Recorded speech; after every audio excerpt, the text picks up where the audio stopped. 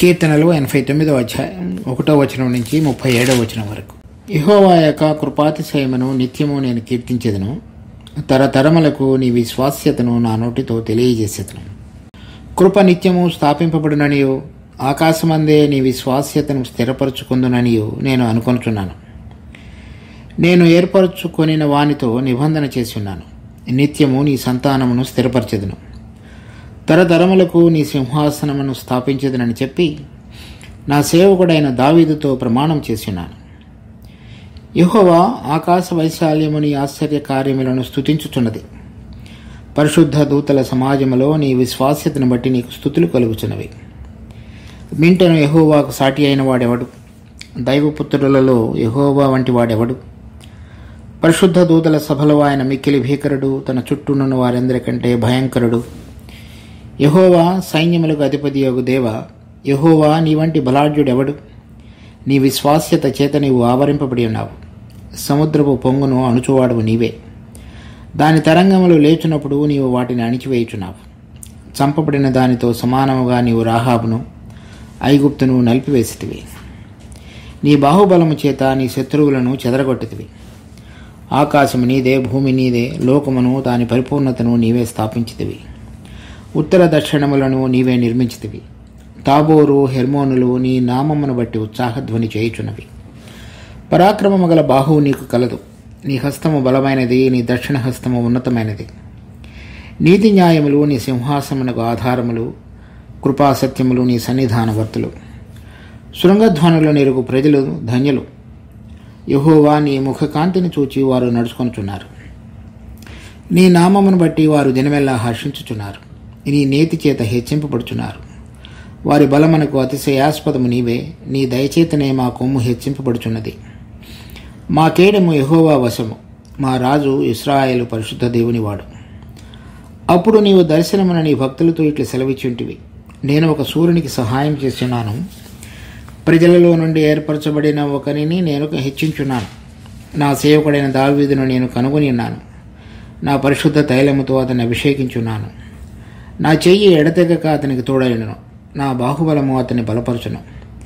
ఏ శత్రువును అతని మీద జయమునందడు, దోషకారులు అతన్ని బాధపరచరు. అతని ఎదుట నిలవకుండా అతని విరోధులను నేను పడగొట్టెదను. అతని మీద పడగొట్టు వారిని ముత్తెదను. నా విశ్వాసతయు నా కృపయు అతనికి తోడైండును. నా నామమును బట్టి అతని కొమ్ము హెచ్చింపబడును. నేను సముద్రము మీద అతని చేతిని, నదుల మీద అతని కుడి చేతిని ఉంచెదను. నీవు నా తండ్రివి, నా దేవుడువు, నా రక్షణ దుర్గము అని అతడు నాకు మొరపెట్టును. కావున నేను అతన్ని నా జ్యేష్ఠ కుమారునిగా చేయుదును, భూరాజులలో అత్యున్నతనిగా ఉంచెదను. నా కృప నిత్యము అతనికి తోడుగా ఉండజేసేదను. నా నిబంధన అతనితో స్థిరముగా ఉండును. శాశ్వత కాలం వరకు అతని సంతానమును, ఆకాశమున్నంత వరకు అతని సింహాసనమును నేను నిలిపెదను. అతని కుమారులు నా ధర్మశాస్త్రము విడిచి నా న్యాయవిధులను ఆచరింపని ఎడల, వారు నా కట్టడలను అపవిత్రపరిచి నా ఆజ్ఞలను గైకొనని ఎడల, నేను వారి తిరుగుబాటును దండముతోనూ వారి దోషమును దెబ్బలతోనూ వారిని శిక్షించెదను. కానీ నా కృపను అతనికి బొత్తిగా ఎడము చేయను. అబద్ధికుడినై నా విశ్వాస్యతను విడువను. నా నిబంధనను నేను రద్దుపరచను. నా పెదవుల గుండా బయలువెళ్లిన మాటను మార్చను. అతని సంతానం శాశ్వతముగా ఉండుననియు, అతని సింహాసనము సూర్యుడు ఉన్నంత కాలము నా సన్నిధిని ఉండుననియు, చంద్రుడు ఉన్నంత కాలము అది నిలుచుననియు, మింట నుండి సాక్షి నమ్మకముగా ఉండినట్లు స్థిరపరచబడుననియు నా పరిశుద్ధతతోడని నేను ప్రమాణం చేసి తిని దావీదుతో నేను అబద్ధమాడను.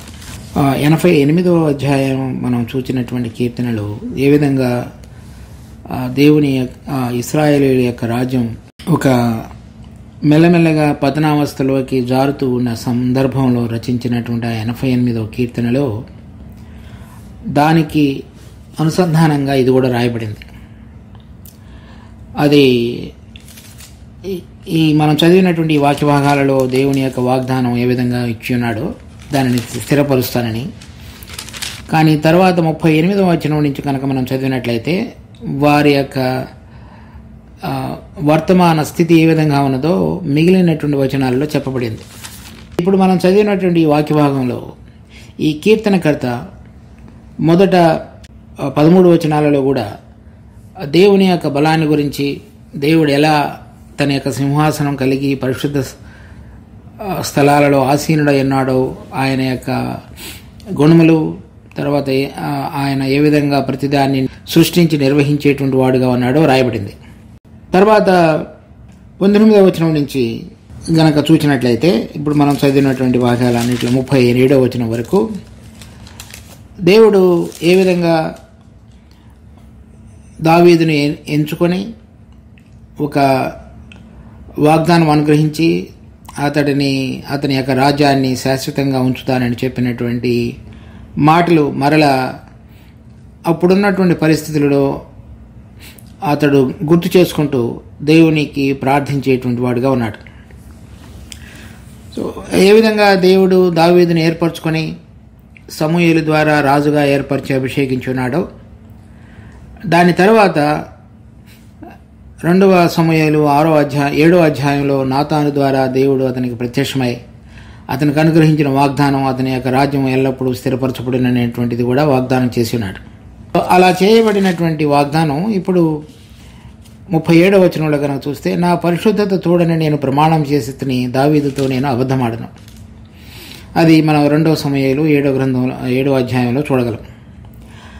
అలా చేయబడిన తరువాత ఇప్పుడున్నటువంటి వర్తమాన స్థితి ఈ కీర్తన రచించినటువంటి సమయంలో ఎలా ఉన్నదంటే దానికి భిన్నంగా ఉంది.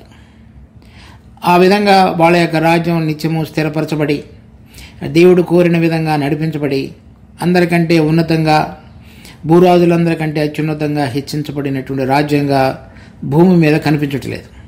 ఈ కీర్తనకర్త దాని విషయమైన అధికమైన భారం కలిగి మొట్టమొదటి మనం చదివినటువంటి 13వ వచనం వరకు దేవుని యొక్క గొప్పతనాన్ని గురించి వర్ణించుతూ, తర్వాత ఆ గొప్పతనంలో దేవుడు ఎటువంటి విధంగా దావీదుకు వాగ్దానం చేసి తన పరిశుద్ధత తోడని ఆ రాజ్యాన్ని స్థిరపరుస్తాను సదాకాలం అని చెప్పినాడో, దానిని గురించి మరలా దేవుని యొక్క అతని ప్రార్థనలో అది జ్ఞాపకానికి తెచ్చుకుంటున్నాడు. అలా తెచ్చుకుంటూ అది 38వ వచనం నుంచి 52వ వచనం వరకు ఆ ప్రార్థనలో మరింతగా వారి యొక్క దిగజారినటువంటి స్థితిని చూపించుతూ వారికి విడుదల కలుగు చేయమని ప్రార్థిస్తూ ముగిస్తున్నాడు. ఇప్పుడు మనం చదివినటువంటి ఈ మొదటి వచనాలలో 13వ వచనం వరకు దేవుని యొక్క గొప్పతనాన్ని, తర్వాత చదివినటువంటి 19వ వచనం నుంచి 37వ వచనం వరకు చదివినటువంటి దేవుని యొక్క వాగ్దానం ఏ విధంగా దావీదుతో జరిగించున్నాడో దానిని గనక చూస్తే ఆ రెంటి మధ్యలో కొన్ని వచనాలు ఉన్నాయి. అవి 14వ వచనం నుంచి 18వ వచనం వరకు. అవి ఏ విధంగా అతడు ఈ కీర్తన రాస్తూ దేవుని యొక్క గొప్పతనాన్ని, దేవుని యొక్క పరిశుద్ధతతోడని చేసినటువంటి వాగ్దానానికి మధ్యలో ఉంచబడినటువంటి వచనాలు, అటువంటి ఈ దేశము దేవుడు ఇచ్చినటువంటి వాగ్దాన ప్రకారంగా నిలబడకపోయినప్పటికీ అప్పుడు ఆ వర్తమాన స్థితిలో భవిష్యత్తులో ఏ విధంగా చేయబోతున్నాడో, తర్వాత ఆ వాగ్దాన ప్రకారంగా నడిచి దేవుని యొక్క వాగ్దానాన్ని రాబోయే తరాలలో పొందబోతూ దానిని వారు నిజమైన విధంగా అనుభవపూర్వకంలోనికి మార్చుకోగలుగుతున్నారో, అటువంటి బిడ్డల యొక్క ప్రవర్తన ఏ విధంగా ఉంటున్నది అనేటువంటిది ఆ మధ్య భాగాల్లో రాసి ఉన్నాడు. అది ఇప్పుడు కనుక మనం మన జీవితాలకి విశ్వాసులైన మనకి కనుక చూసుకున్నట్లయితే, ఆ మొదట్లో చెప్పబడినటువంటి దేవుని గురించిన గుణగణములు, ఆయన యొక్క పరిశుద్ధత, ఆయన యొక్క ప్రభావం, అవన్నీ కూడా మనకు ఆరాధనాంశాలుగా ఉన్నాయి. చూడండి కొన్ని వచనాలు. 2వ వచనంలో, కృప నిత్యము స్థాపింపబడిననియు ఆకాశమందే నీ విశ్వాస్యతను స్థిరపరచుకుందనియు నేను అనుకుంటున్నాను. అంటే అది ఆయన ఏ విధంగా దాని మీద ఆసీనుడై ఉన్నాడో. ఇక్కడ మళ్ళా 13వ వచనంలో, పరాక్రమము గల బాహువు నీకు కలదు, నీ హస్తము బలమైనది, నీ దక్షిణ హస్తము ఉన్నతమైనది, నీతి న్యాయములు నీ సింహాసనములకు ఆధారములు, కృపాసత్యములు నీ సన్నిధానవర్తులు. అది దేవుని యొక్క సింహాసనానికి ఆధారపూరితమైనవి.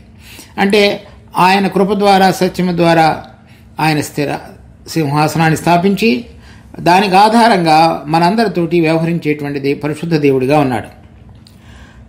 తర్వాత చూడండి 5వ వచనంలో, యెహోవా ఆకాశ వైశాల్యము నీ ఆశ్చర్య కార్యములను స్తుతించుచున్నది, పరిశుద్ధ దూతల సమాజములో నీ విశ్వాస్యతను బట్టి నీకు స్తుతులు కలుగుచున్నవి.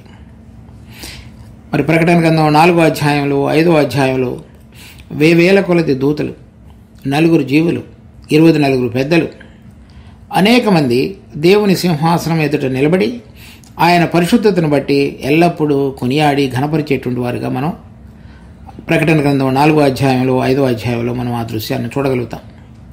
అదే అంశాన్ని ఇక్కడ అతడు ప్రస్తావిస్తున్నాడు. తర్వాత చూడండి 6వ వచనంలో, మింటను యెహోవాకు సాటి అయిన వాడెవడు? దైవపుత్రులలో యెహోవా వంటి వాడెవడు? పరిశుద్ధుల దూతల సభలో ఆయన మిక్కిలి భీకరుడు, తన చుట్టూ ఉన్న వారందరికంటే భయంకరుడు. యెహోవా సైన్యములకు అధిపతియగు దేవా, యెహోవా నీ వంటి బలాఢ్యుడెవడు? నీ విశ్వాస్యత చేత నీవు ఆవరింపబడి ఉన్నావు. మనం 82వ అధ్యాయంలో కూడా చూసినప్పుడు ఆ మొదటి వచనాలలో దేవుని సమాజంలో దేవుడు నిలిచున్నాడు, దైవముల మధ్యను ఆయన తీర్పు తీర్చుచున్నాడు అనగా ఆయన సింహాసనాసీనుడై ఆ పరిశుద్ధుల దూతల సభలో అతి భయకరుడిగా ఉండి దేవునికి వ్యతిరేకంగా లేచి అపవాదిని వెంబడించినటువంటి అనేక మంది దూతల మధ్యలో ఆయన భీకరుడిగా ఉండి వారందరికీ తీర్పు తీర్చేటువంటి దేవుడిగా కూడా ఈ కీర్తనకర్త వ్రాస్తున్నాడు. అంటే ఆ విధంగా నువ్వు తీర్పు తీర్చగలిగి పరిశుద్ధ దూతల సభలో కూడా భీకరుడుగా ఉన్నటువంటి నీవు ఇప్పుడు ఇటువంటి పతనావస్థలో ఉన్నటువంటి మా రాజ్యాన్ని, మా దేశాన్ని విడిపించగలుగుటకు ఎటువంటి శక్తినైనా ఓడించుటకు నువ్వు సామర్థ్యం కలిగిన దేవుడు అని చెప్తున్నాడు. అదే విషయాన్ని మన విశ్వాసుల జీవితంలో కూడా ఎటువంటి పరిస్థితినైనా సరే ఆయన సరిచేయగలిగినటువంటి వాడు. అంటే అంధకార సంబంధమైన శక్తుల యొక్క ప్రభావం మన మీద బలంగా పనిచేసేటువంటి సందర్భాలలో వాటి మీద ఆయన ప్రభువుగా, రాజుగా ఉన్నాడనేటువంటి విషయాన్ని మనం గుర్తిరిగి మనము యథార్థమైన హృదయంతో కనుక ప్రభు సన్నిధికి వచ్చినట్లయితే వాటన్నిటి నుంచి విడుదల కలుగు చేయటకు సామర్థ్యం కలిగిన వాడు. ప్రభు ఈ లోకంలో ఉండగా భూమి మీద పరిచర్య జరిగించేటువంటి దినాలలో ఆయన చెప్పి ఉన్నాడు, మీలో ఉన్నవాడు లోకంలో ఉన్నవానికంటే బలవంతుడు, గొప్పవాడు, మీకు విడుదల కలుగు చేయగలుగుతాడు. కనుక ఎవరైనా సరే మనం ఆయన యందు కనుక యథార్థమైన హృదయంతో విశ్వాసం ఇచ్చినప్పుడు ఈ కీర్తనకర్త అతను ఎజ్రాహీడ్ అయినటువంటి యోతాను రచించిన విధంగా మనం కూడా చెప్పగలిగే వారంగా ఉన్నాం. అంటే దేవుడు యొక్క గొప్పతనాన్ని ముందుగా అతడు గుర్తు చేసుకుని పతనావస్థలోనూ దాసత్వంలోనికి వెళ్ళిపోయి ఇంకా ఏమాత్రం కూడా ఆశ లేకుండా ఆ వైభవాన్ని అంతటినీ కోల్పోయినటువంటి ఆ దేశం గురించినటువంటి బాధతో అతడు రాస్తున్నట్లుగా, అలాగే మన జీవితంలో కూడా ఎటువంటి సందర్భమైనా సరే మనం ఏ విధంగా జీవించాలో ఆ విధంగా జీవించలేకుండా రకరకాలైనటువంటి మన శరీరం కానివ్వండి, మనకు ఆత్మకు లోబడనటువంటి మన ప్రాణం కానివ్వండి, లేక అంధకార సంబంధమైన శక్తులు కానీ వాటన్నిటి మీద మనకు జయం అనుగ్రహించుటకు మన ప్రభువు అతి శక్తిమంతుడు. తర్వాత 10వ వచనంలో, చంపబడిన దానితో సమానముగా నీవు రాహాబును ఐగుప్తును నలిపివేసితివి. ఆ విధంగా అది చూడండి యెషయా గ్రంథం 11వ అధ్యాయం. మరియు యెహోవా ఐగుప్తు సముద్రం యొక్క అఘాతమును నిర్మూలన చేయును, వేడిమి గల తన ఊపిరిని ఊదును, ఏఫ్రటీసు నది మీద తన చెయ్యి ఆడించును, 7 కాలువలుగా దాన్ని చీలగొట్టును, పాదరక్షలు తడవకుండా మనుషులు దాటునట్లు దాన్ని చేయును. ఆ విధంగా ఆయన ఇక్కడ చెప్పబడినటువంటి ఐగుప్తు సముద్రం యొక్క అఘాతమును నిర్మూలన చేయను. ఈ ఎర్ర సముద్రమును ఆయన 2 పాయలుగా చేసి ఆరిన నేల మీద ఇశ్రాయేలీయులను నడిపించుట అనేటువంటిది ఒక భౌతికమైనటువంటి నిదర్శనంగా మాత్రమే మనం అక్కడ చూడగలుగుతున్నాం. కానీ ఆ యెషయా ప్రవక్త చెప్పింది ఏంటంటే ఐగుప్తు సముద్రం యొక్క అఘాతమును ఆయన నిర్మూలన చేయను. అంటే ఆ సముద్రంలో ఏదైతే దాగి ఉన్నదో అఘాతం అనేటువంటిది దానిని నిర్మూలన చేయను. అనగా సముద్రము కింద ఉన్నటువంటి ఏదైతే లోకం ఉన్నదో ఆ లోకంలో ఉన్నటువంటి వాటి మీద ప్రభావం కలిగినటువంటి వాటిని ఆయన నిర్మూలన చేయను అని చెప్తున్నాడు. ఇక్కడ 89వ అధ్యాయంలో కూడా మనం చదువుతున్నది, చంపబడిన దానితో నువ్వు సమానముగా ఐగుప్తును నలిపివేసితివి. ఐగుప్తు అనేటువంటిది లోకం యొక్క ప్రభావమును లేక దేవునికి వ్యతిరేకంగా లేచేటువంటి గర్వానికి గుర్తుగా ఉన్నది. ఈ అఘాతం అనేటువంటిది కూడా దేవునికి వ్యతిరేకంగా లేచి మనుషుని ప్రేరేపించి దేవునికి వ్యతిరేకంగా పాపం చేయించి ఆ పాపం ద్వారా మరణం అనేటువంటి దాన్ని తీసుకుని వచ్చి ఆ మరణం ద్వారా చనిపోయిన వాళ్ళందరినీ కూడా అఘాతంలో బంధించి వేసినటువంటి ఒక శక్తికి గుర్తు. దానిని ఆయన నిర్మూలన చేయను. అంటే అందుకని ప్రభు చెప్పినాడు, ఇదిగో నేను మరణించి తిని కానీ తిరిగి లేచున్నాను, మరణం యొక్కయు పాతాళం యొక్కయు తాళపు చెవులు నా చేతిలో ఉన్నాయి. అనగా ఆయన సముద్రం యొక్క అఘాతమును నలిపివేటుకు మాత్రమే కాకుండా నిర్మూలన చేసినాడు. దాని శక్తిని ప్రభావమును ఆయన సంపూర్ణముగా నాశనం చేసినాడు.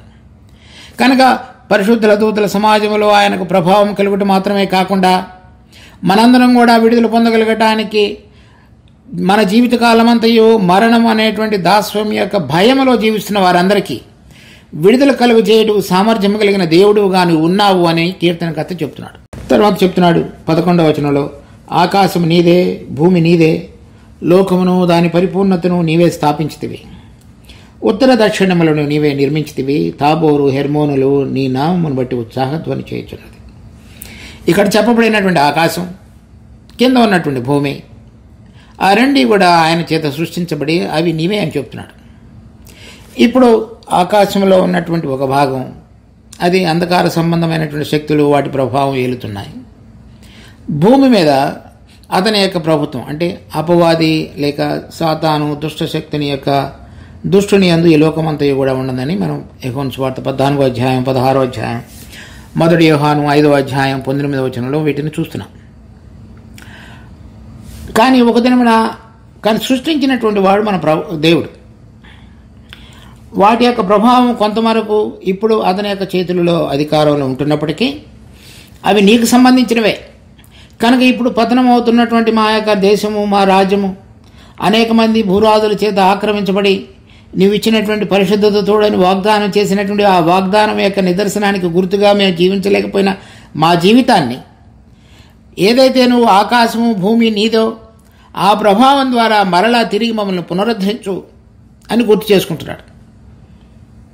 తర్వాత ఉత్తర దక్షిణములను నీవే నిర్మించితివి. తాబోరు హెర్మోనులు, తాబోరు అనేటువంటిది తూర్పున, హెర్మోన్ అనేటువంటిది పడమట ఉన్నటువంటి పట్టణాలు. అంటే ఉత్తరము దక్షిణం, తర్వాత తూర్పు పడమర, వీటన్నిటినీ కూడా నీవే సృష్టించున్నావు. అంటే భూమిలో ఉన్నటువంటి నలుదిక్కులా వ్యాపించి ఉన్నటువంటి సమస్తానికి కూడా సృష్టికర్తమైనటువంటి నీవు ఉన్నావు. కనుక మాకు కలిగినటువంటి ప్రతి విపత్తు నుంచి నీవు మాత్రమే విడుదల కలుగు చేయగలవు. పరిశుద్ధుల దూతలో సమాజంలో నీ వంటి వాడు లేడు. వారందరూ నిన్ను స్తుతించి కొనియాడుతున్నారు. వారందరి మధ్యలో నీవు భీకరుడువు. వారందరికీ నీ యొక్క ఆజ్ఞ ప్రకారంగా సమస్తమును జరిగించేటువంటి వాడవు. దానికి గుర్తుగా సముద్రం యొక్క అఘాతమును నిర్మూలన చేసిన వాడవు. ఆకాశము భూమి నీదే. ఉత్తర దక్షిణాలు తూర్పు పడమరలు కూడా నీవే సృష్టించి ఆ నలుదిక్కులలో ఉన్న వాటన్నిటినీ కూడా నీ మాట యొక్క మహత్తు ద్వారా నిర్వహించుతున్నటువంటి మహామహుడవు. కనుక మాకు కలిగినటువంటి ఈ దుస్థితి నుంచి తిరిగి మరలా లేవనెత్తు అని చెప్తున్నాడు. అలా చెప్పబడిన తర్వాత చూడండి 13వ వచనంలో, పరాక్రమము గల బాహువు నీకు కలదు, నీ హస్తము బలమైనది, నీ దక్షిణ హస్తము ఉన్నతమైనది. నీ పరాక్రమం ఎంతో గొప్పది, నువ్వు వాటన్నిటినీ చక్కగా చేసి ఉన్నావు. కనుక మాకు కలిగిన పరిస్థితుల్లో కూడా అదే దక్షిణ హస్తాన్ని ఉపయోగించి మాకు విడుదల కలుగు చేయి. తర్వాత మనం ముఖ్యంగా చూడవలసినటువంటి 15, 16, 17 వచనాలకు ముందు ఇక్కడ చెప్పబడినటువంటి 19వ వచనం నుంచి చెప్పబడిన కొన్ని వచనాలు చూద్దాం. అప్పుడు నీవు దర్శనమున నీ భక్తులతో ఇట్లు సెలవిచ్చుంటివి, ఒక సూర్యునికి నేను సహాయం చేస్తున్నాను, ప్రజలలో నుండి ఏర్పరచబడిన ఒకరిని నేను హెచ్చించున్నాను, నా సేవకుడైన దావీదును నేను కనుగొని ఉన్నాను, నా పరిశుద్ధ తైలముతో అతన్ని అభిషేకించున్నాను. అది అటువంటి దేవుడు మరలా మొట్టమొదటిలో ఇశ్రాయేలు వారితో ఏ విధంగా అబ్రహాంకి ఇచ్చిన వాగ్దానాన్ని కాకుండా దావీదుతో ఏ విధంగా ప్రారంభించున్నాడు అనేటువంటిది ఈ కీర్తనకర్త మన గమనానికి తీసుకొస్తున్నాడు. సమూయేలు ఆ దావీదును కనుగొని యెషై కుమారులో కడవవాడిగా ఉన్నటువంటి దావీదును అభిషేకించున్నాడు. తర్వాత 22వ వచనంలో, ఏ శత్రువును అతని మీద జయమునందుడు, దోషకారులు అతని బాధపరచుడు, అతని ఎదుట నిలవకుండా అతని విరోధులను నేను పడగొట్టెదను, అతని మీద పగబట్టు వారిని మొత్తెదను. దావీదు పక్షంగా నెరవేర్చబడటం అనేటువంటిది 2వ సమూయేలు గ్రంథం 8వ అధ్యాయంలో అతను ఎక్కడికి వెళ్ళినప్పటికీ దేవుడు అతనికి తోడుగా ఉండి శత్రువులందరి మీద కూడా విజయాన్ని అనుగ్రహించి అందరూ అతనికి కప్పం కట్టేటువంటి దాసులుగా చేయబడినటువంటి దృష్టాంతాలు మనం 2వ సమూయేలు 8వ అధ్యాయంలో చూస్తాం. దాని తరువాత 25వ వచనంలో, నేను సముద్రం మీద అతని చేతిని, నదుల మీద అతని కుడి చేతిని ఉంచెదను, నీవు నా తండ్రివి, నా దేవుడవు, నా రక్షణ దుర్గమని అతడు నాకు మొరపెట్టును. ఆ విధంగా అతడు దావీదు తన సంబంధాన్ని దేవునితో ఏ విధంగా కలిగి ఉన్నాడో అది చెప్తున్నాడు.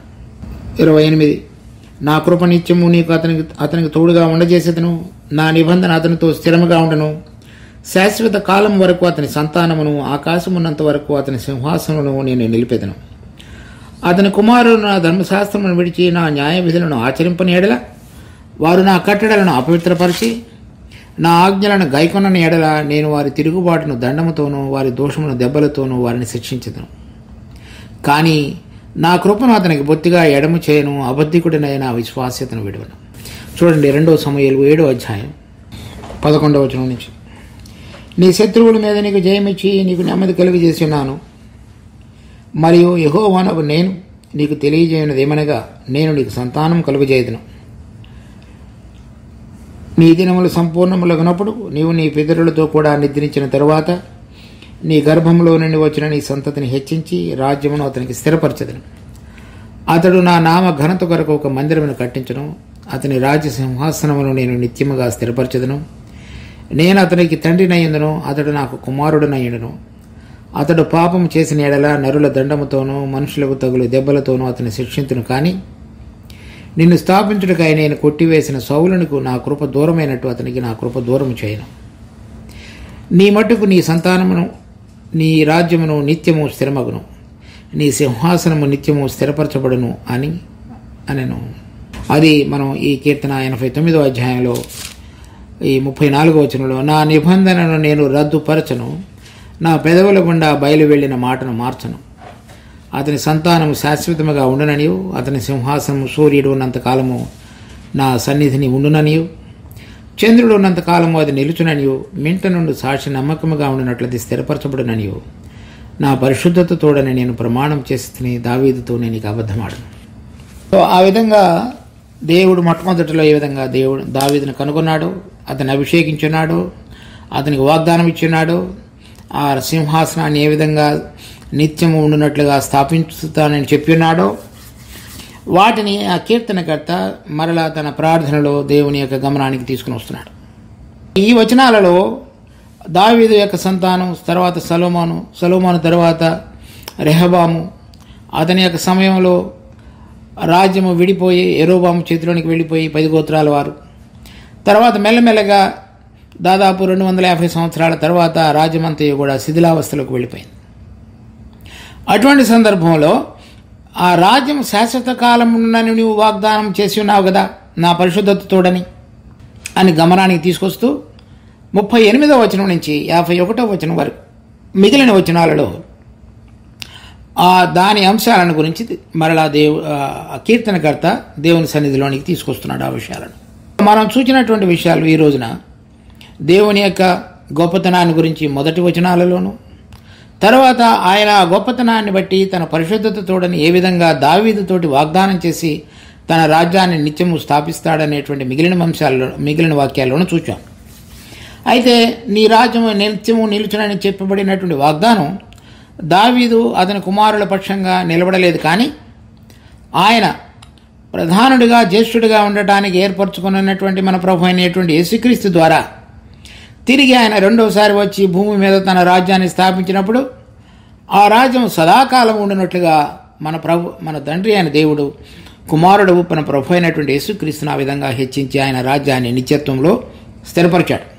కనుక చెప్పబడినటువంటి వాగ్దానాలు దేవుడు తనకు అనుగ్రహించిన దావీదుకు చేయబడినటువంటి వాగ్దానం మరి కొంతవరకే ఆ దావీదు యొక్క సంతానంలో నెరవేర్చబడింది. కానీ దావీదు యొక్క సంతానంలో పుట్టినటువంటి మన యూదా గోత్రపు సింహమైన మన ప్రభు అయిన యేసుక్రీస్తు ద్వారా ఈ వాగ్దానములు ప్రభు అయిన యేసుక్రీస్తు యొక్క రెండవ రాకడలో ఆయన రాజ్యాన్ని భూమి మీద స్థాపించినప్పుడు ఆకాశంలోనూ భూమి మీదను ఉత్తర దక్షిణాలు తాబోరు హెర్మోను అనగా సృష్టి అంతటిని మీద ఆయన యొక్క ప్రభుత్వం నిత్యత్వంలో స్థాపించబడి ఆయన భూరాజులందరిలో కూడా అత్యున్నతుడిగా హెచ్చించబడి ఆయన అన్నిటి మీద ఏలేటువంటి ప్రభువుగా రాజుగా ప్రతిష్ఠించబడేవాడుగా ఉన్నాడు.